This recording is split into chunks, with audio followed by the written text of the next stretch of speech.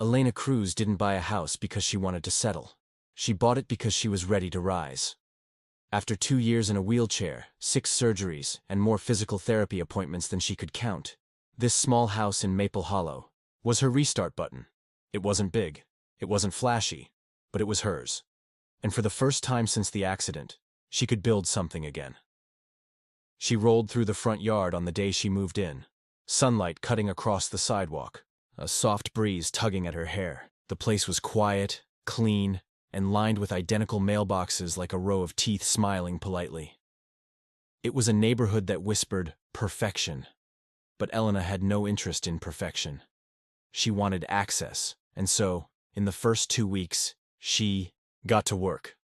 Her modifications were modest but essential: a smooth concrete ramp leading to the front door, steel handrails that curved like waves beside the steps, an open-concept kitchen remodel to lower countertops and widen the turning radius. In the backyard, a winding garden path laid with brick, perfect for early morning coffee laps. It was functionality with grace, design with dignity, her own touch on her own terms. Until the letter came. It arrived folded, creased with purpose, bearing the seal of the Maple Hollow Homeowners Association. Elena read the words slowly, carefully, her eyes narrowing at every sentence. Dear resident, recent modifications to your property have been noted and flagged for non-compliance with Maple Hollow's Architectural Harmony Guidelines, Sections 3A, 5C, and 7F. Exterior changes including ramps, railings, and non-uniform brick paths must be reviewed and approved before installation. Please submit an architectural change request and remove all unapproved structures within 14 business days to avoid citation or penalty. Elena lowered the letter and let out a soft breath. 14 days? To undo access to her own home? She flipped the page over, signed at the bottom in looping cursive, Karen Braddock, HOA President. Of course. Elena wasn't new to resistance. She'd heard all the polite ways people tried to keep you from existing too visibly. This isn't designed for that. You should consider a different place. People are just used to how things look.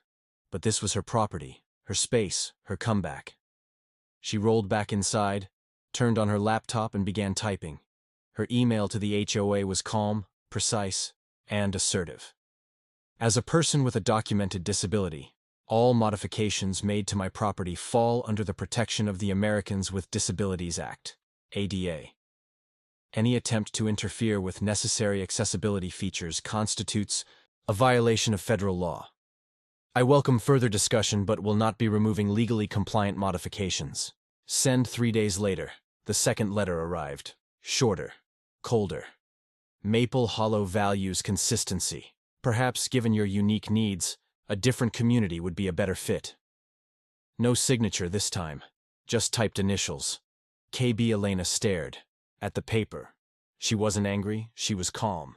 Because calm is what you learn in recovery. When the world tells you to quit, you breathe, push, and roll forward anyway. Elena didn't yell. She didn't march to the HOA office and demand justice. Instead, she opened a new folder on her laptop. She labeled it simply, Barrier. Inside, she began compiling everything. ADA documentation receipts from certified contractors, emails, photos of each modification, voice memos of her daily experiences navigating the neighborhood, because she knew how these things worked. They don't take you down in a day. They chip at you, letter by letter, fine by fine, smile by smile. The next time Karen showed up, it wasn't with a warning. It was with a smile, a bright, fake, pastel-colored smile that matched her blazer and clashed with the condescension in her voice. I thought, we should talk in person, Karen chirped, standing by Elena's front ramp. Face to face. Well, you know what I mean. Elena looked up from her planter box, calm, unbothered. Good afternoon, Karen. I wanted to clear up the misunderstanding. You see, Maple Hollow has standards, visual continuity. We don't like harsh lines or, what did the committee call it? Industrial accents. Elena nodded slowly. You mean handrails. Karen's smile thinned. They just make the entry look medical. This is a family community, not a hospital wing. Elena didn't blink. Are you suggesting that my presence is bad for the neighborhood's image? Oh no, no, no. Of course not. We just feel, well, some of the residents feel, that perhaps your needs would be better served in a more accommodating community. That was the moment Elena understood. This wasn't about ramps, or bricks, or handrails. This was about making her invisible. She smiled. Karen, did you know that under Section 12183 of the Americans with Disabilities Act, it's illegal to deny reasonable modifications for accessibility in housing units? Karen blinked. And that the Fair Housing Act protects individuals with disabilities from being coerced or harassed into leaving a property because of those accommodations? Karen opened her mouth. Elena rolled forward closer. Because I do. The next day, another letter came. This time it was labeled Violation Tier 1 and included a $150 architectural review fee for unauthorized exterior fixtures. It also threatened further action if non-uniform modifications weren't reviewed by the HOA's aesthetic committee. Elena scanned it, saved it, and emailed it to her ADA advocate contact. She also recorded a quick voice note. Violation. Fee issued for compliance-based railings. No safety complaints cited. HOA appears to be escalating despite legal warnings. Then she rolled outside, took a deep breath, and watered her lavender plants. Over the next 2 weeks, small things began happening. Packages were delayed. A landscaping truck she'd hired was turned away at the gate. A neighbor's car was repeatedly parked blocking her ramp. Elena didn't shout. She documented. Then came the meeting request, a formal invitation from the HOA board for a constructive discussion regarding your adjustments. It was held at the community clubhouse, a building without a ramp. Elena replied, I will be happy to attend once the clubhouse meets ADA accessibility standards. Karen never responded. Instead, Elena received another letter. Your actions, while unique, are creating tension among longtime residents. We ask that you consider the greater good of community unity over individual needs. Elena laughed out, loud when she read that. She printed the letter and pinned it on her fridge like a badge. Because now she had what every fight needs. Their words. In writing. That evening, her friend Jamie, a disability rights attorney, called back. I've reviewed your files. You've got a case. Elena leaned back in her chair, exhaled slowly. Good, because I'm not going anywhere. It started small. Elena ordered a new ergonomic wheelchair cushion, an expensive one, custom-built for her frame. Delivery was set for Wednesday morning, but when the van arrived, the gate guard, an HOA-appointed volunteer, refused entry. No vendor permit, he claimed. New rule, Elena called. No one picked up. The next day, she got a fine. Unauthorized vendor access attempt. Please schedule all deliveries through HOA portal. She'd never used the portal, because no one else ever had to. Then the trash. Bins were moved. Instead of being at her driveway's edge, where she could reach them, they were wheeled down the block. Every week. She asked her neighbor, Greg, about it. He shrugged. Karen said it was a sanitation adjustment. Greg looked away too quickly. The final straw came on a rainy Friday. Elena returned from her therapy session to find a silver sedan parked across her ramp. She waited. 15 minutes. 30. 45. Rain. Soaking into her lap blanket. No umbrella. No way to get inside. She honked. No one came. Finally, she called a tow truck. When it arrived, Karen herself stormed down the street in slippers and rage. You're not authorized to tow vehicles from shared frontage. This isn't shared, Elena replied, voice flat. It's marked and recorded as private drive access. Karen glared. You're disrupting harmony again. The driver towed the car anyway. That night, Elena cried for the first time in months. Not because she was hurt, but because they wanted her to feel like a burden. But she wasn't. She was a builder, a designer, a woman who had rebuilt herself from bones and bolts and grit, and no HOA was going to dismantle that. The next morning, she got to work. She installed 2 more cameras, hidden, high-res, night vision. She bought reflective paint and labeled her ramp in bold letters. Access required. ADA protected. She called local code enforcement and requested an accessibility compliance inspection, voluntarily. The inspector arrived confused. "You're requesting an audit on yourself?" "I have nothing to hide," she smiled. "But I want it on record." He left impressed. One afternoon, Diane, the elderly neighbor from across the street, visited with banana bread. "I've lived here 27 years, she said, carefully slicing a piece, "and I've never seen someone like you stand up to Karen." "She's not used to being told no." "She's not used to being told anything," Diane chuckled. "She made a widow down the street repaint her door because it was too cheery." "Lovely." Diane leaned in.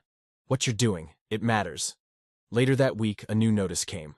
Due to ongoing conflicts and complaints, the HOA will be holding a community discussion to address integration issues and property conformity. Residents involved will be expected to attend. Elena circled the date and smiled, because if they wanted to have a conversation, she had a few words prepared. Elena wasn't a lawyer, but she was a systems thinker. She saw patterns, she spotted weaknesses, and above all, she documented everything. Every time a bin was moved, every time a package was blocked, every time someone accidentally parked over her ramp. It was no longer personal. It was tactical harassment. Her old college roommate, Jamie, was now a civil rights attorney in the city. When Elena called her, Jamie didn't hesitate. "I've read worse cases," she said, "but this is different." "How?" "Because you're the one building the case, not reacting. You're 2 steps ahead." Jamie offered to help pro bono. They began assembling an ADA discrimination claim. Meanwhile, Elena turned to another ally, the internet. She wrote a short post on a disability advocacy forum. "I made my home accessible. My HOA thinks that makes me a problem." She attached photos, the ramp, the warning letters, the community discussion notice. She ended with, "I'm not trying to fight. I'm trying to live." The post went viral within hours. A local journalist named Lila Carson reached out by DM. "Mind if I come by and talk? I cover housing and disability access. Your story, it's more common than you think." Elena agreed. Lila showed up with a notepad and a quiet presence. She didn't ask leading questions. She just listened. Elena walked her through everything, from the first HOA letter to the blocked ramp. Lila took pictures, interviewed Diane across the street, spoke to Jamie by phone. 3 days later, the headline dropped. "When Accessibility Becomes a Violation, A Disabled Woman's Battle with Her HOA," by Lila Carson. The article was picked up by regional outlets, then national ones. The comment sections exploded. People shared their own stories. Others offered legal aid. A few even offered to donate to Elena's case. She politely declined. "I'm not suing for money," she wrote back. "I'm standing my ground." Karen, of course, fired back. She issued a tone-deaf statement to the press. "We aim to uphold the standards that make Maple Hollow beautiful. Some adjustments must be made with consideration to the whole." That backfired immediately. One disability rights advocate replied online, translation, "We like disabled people, just not where we can see them." Meanwhile, Jamie filed the ADA complaint formally with the Department of Housing and Urban Development, and with it, they attached a full digital dossier. Time-stamped videos, HOA letters, voice memos, witness statements, photos of blocked access. Points Karen's public statements, it wasn't just a claim. It was a case study in how subtle discrimination becomes structural oppression. The final piece came from a surprising source. Former HOA board member emailed Elena anonymously. They forwarded a string of internal emails, one from Karen herself.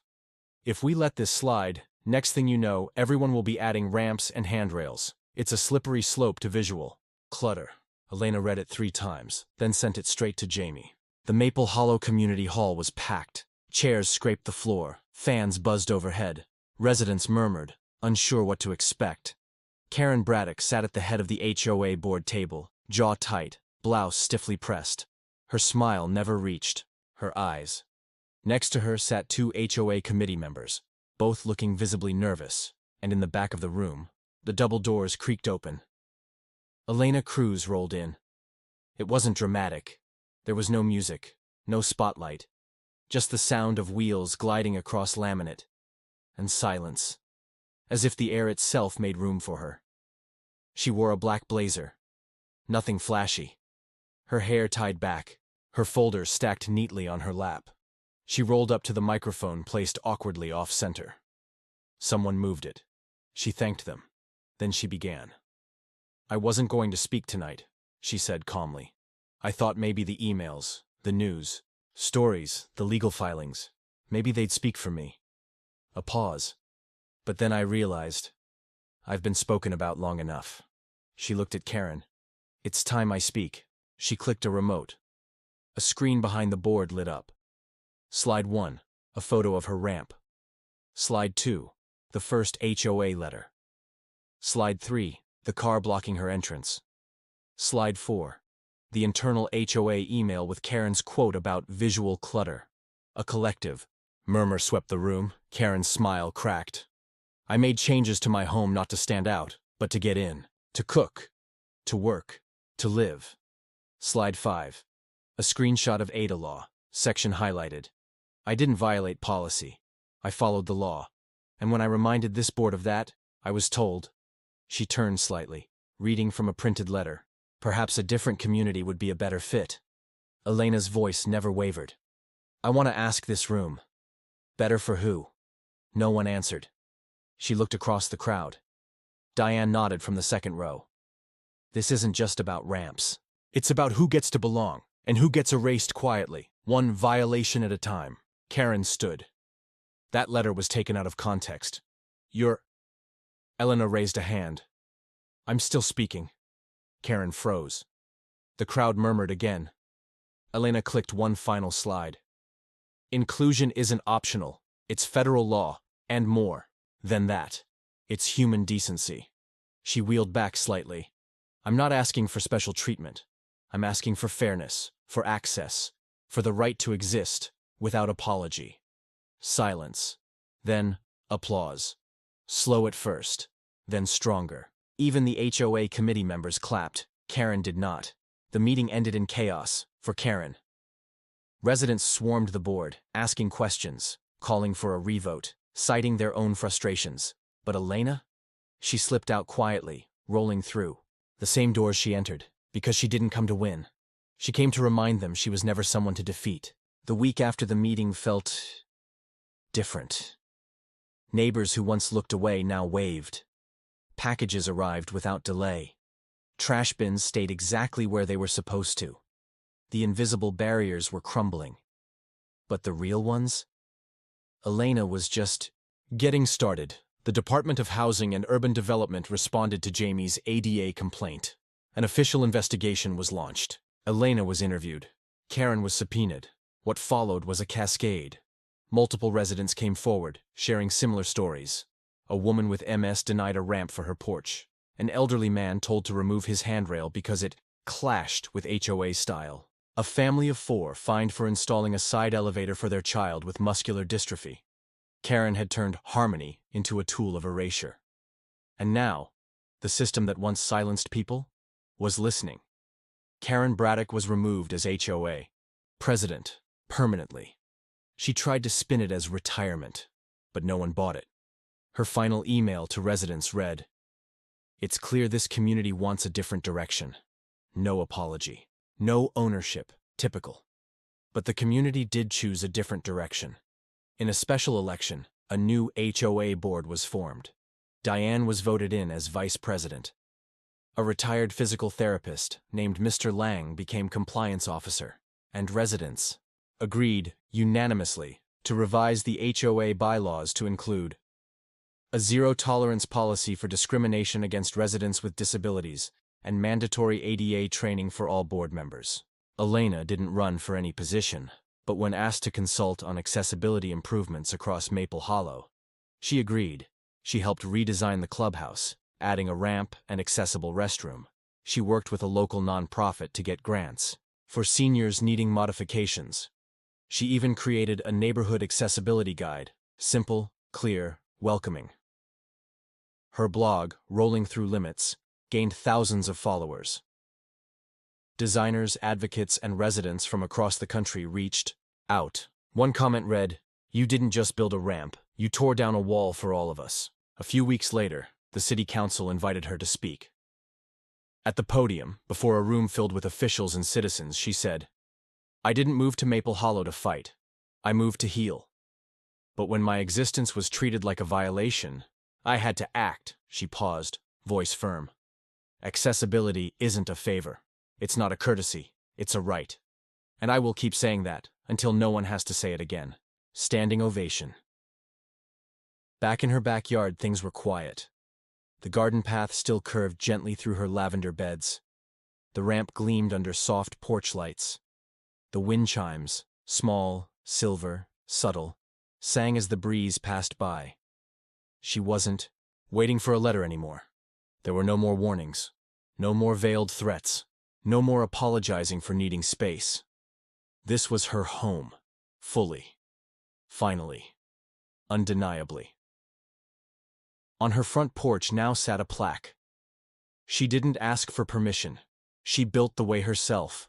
And under it, etched in softer script, Elena Cruz life. Lesson from the HOA barrier. Elena Cruz's story teaches us a powerful truth. Strength isn't always about standing tall. Sometimes it's about not backing down, no matter how hard they try to push you out. When systems use rules to exclude instead of include. When neighborhoods value aesthetics more than accessibility. When leadership fears what it doesn't understand. That's when voices like Elena's matter most. She didn't fight with anger. She fought with clarity, with patience, with truth. And in doing so, she reminded us, accessibility is not a special request. It's a right. Belonging should never depend on your body's ability. And justice? Sometimes it rolls in quietly and leaves nothing standing but progress. Her story isn't just for those in wheelchairs. It's for anyone who's ever been told, "You don't belong here." Because you do. And you don't need permission to take up space. Love stories like this, inspired by real justice and real people? Subscribe to Tales of HOA Tyranny today. Every week, we uncover powerful battles against abusive HOAs, petty power plays, and communities learning to stand up. Let these voices roll into your feed, because the next hero might be you.